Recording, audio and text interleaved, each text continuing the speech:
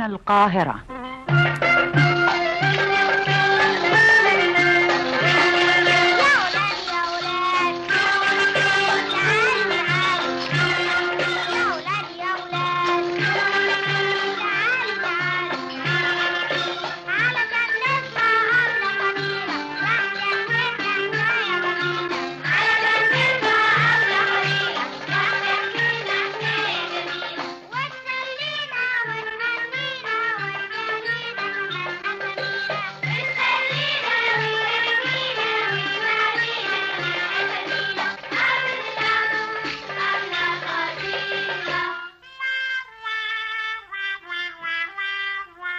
حبايبي الحلوين، بتحبوا العسل الأبيض؟ بتقولوا آه، أنا كمان بحبه قوي زيكم. عارفين باكله إزاي؟ بحطه على اللبن وأشرب اللبن، بيبقى لذيذ قوي. جربوا زي كده وقولولي بيبقى حلو قد إيه. عارفين العسل الأبيض اللذيذ ده مين اللي بيعمله؟ النحلة الصغيرة اللي بتشوفوها دايما بتطير في الجناين من شجرة لشجرة ومن زهرة لزهرة، بتشرب الشربات اللي في الورد والأزهار وتعمله جوه جسمها الصغير عسل أبيض لذيذ، وتخزن العسل في بيت صغير تعمله من الشمع. البيت ده اسمه الخلية. عرفتوا كل ده؟ نقول بقى الحدوتة عن نحلة صغيرة شاطرة ومدبرة.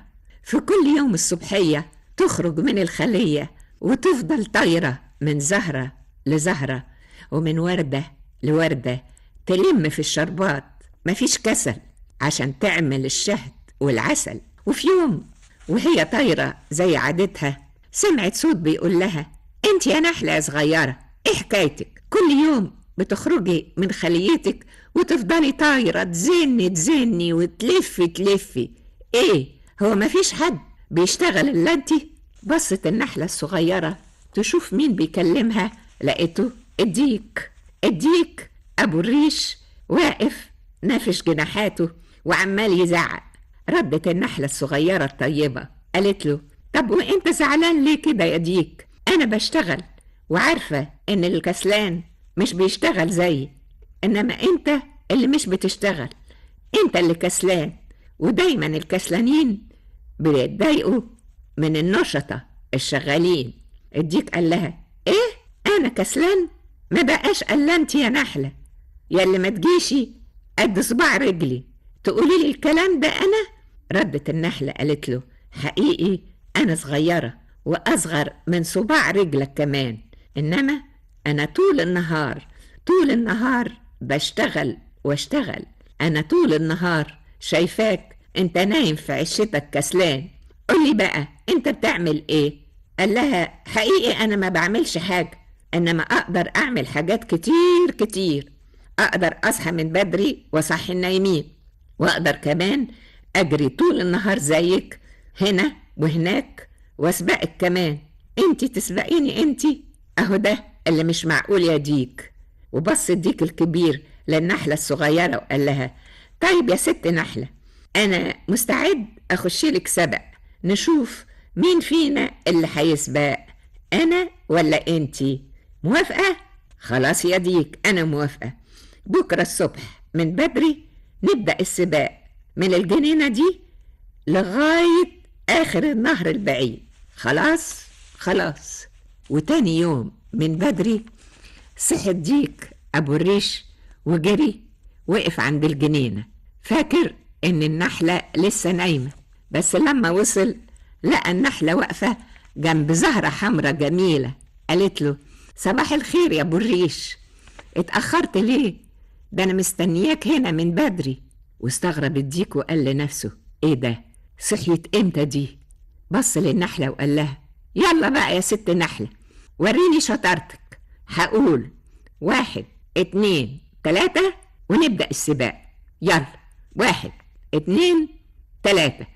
وجري الديك وطارت النحلة، وفضل الديك يجري بكل قوته، وكل ما يتعب يقعد علشان يستريح يسمع زنة النحلة.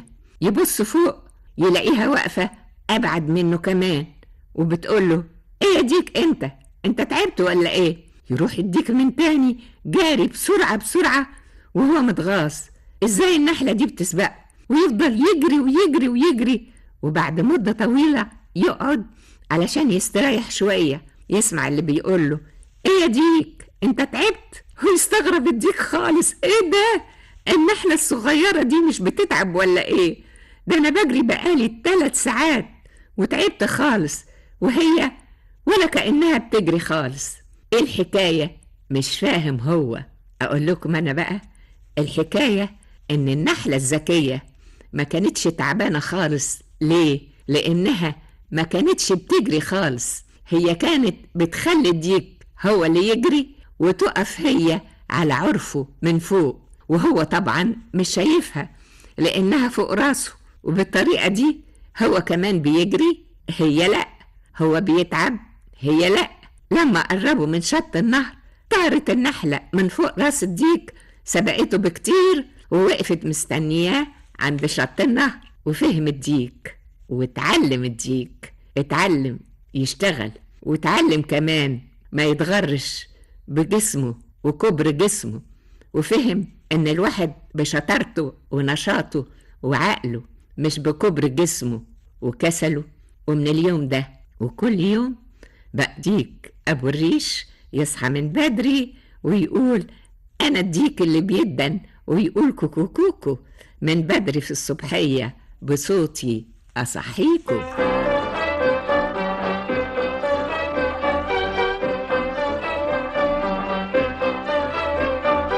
انا طفلة وانما ايه لسه صغيرة جدا جدا، ولا بعرف الا ايه الفرخة تبيض ودك يدا. انا طفلة وانما ايه لسه صغيرة جدا